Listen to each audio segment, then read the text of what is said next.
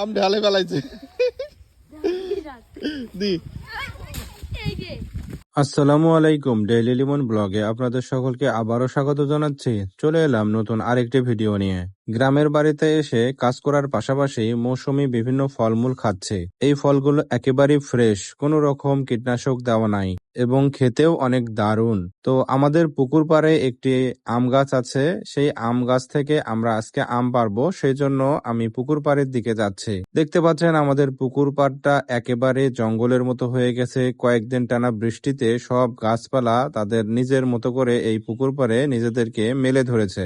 এই তো দেখতে পাচ্ছেন সেই আম গাছ, এবং পাশে আমাদের এই জমিটাতে ধান ছিল, ধান অলরেডি কাটা শেষ হয়ে গেছে। এই তো আমি আমাদের পুকুর পাড়ে ঢুকতেছি।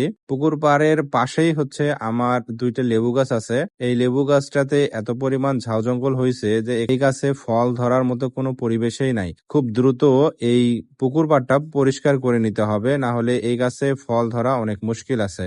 আর পুকুরের চতুর্পাশে গাছ থাকার কারণে সেই গাছের পাতা পড়ে পুকুরের পানি তো একেবারেই নষ্ট হয়ে গেছে।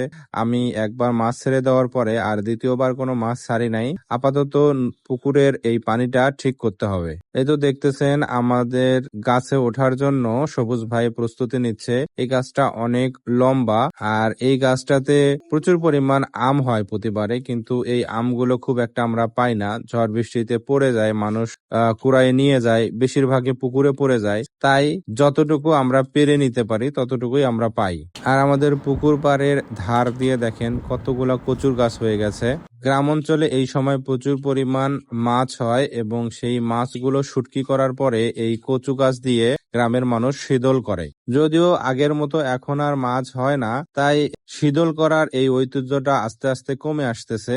তো অনেক দিন পরে আমি আমাদের এই পুকুর পাড়ের আম গাছ থেকে আম পাড়ার জন্য আসছি। যদিও বা আমি আম পাড়তেছি না, সবুজ ভাই গাছের মধ্যে উঠছে আর নিচে আমি আম কুড়াচ্ছি। সাথে আমার এলাকার ভাই ভাতিজারাও আছে। তো আসলে এত বড় গাছ থেকে আম পাড়াও অনেক মুশকিল। বেশিরভাগ আমি পুকুরের মধ্যে পড়ে যাচ্ছে, যেহেতু পুকুর পাড়ে গাছ। তারপরও সবুজ ভাই চেষ্টা করতেছে যে কিছু আম যাতে আমরা পাই। আমি সবুজ ভাইকে বলে দিয়েছিলাম যে কাঁচা পাকা যে আমি হোক সবগুলোই যেন পারে। যেহেতু আমগুলো পরিপক্ক হয়ে গেছে, আমগুলো সব পেরে রেখে দিলে 2-1 দিনের মধ্যেই পেকে যাবে এবং খাওয়ার উপযুক্ত হবে। তো কিছু আম আমাদের এই জমির মধ্যেও পড়ে গেছে, তো আমি নামছিলাম সেই আমগুলো কুড়ানোর জন্য।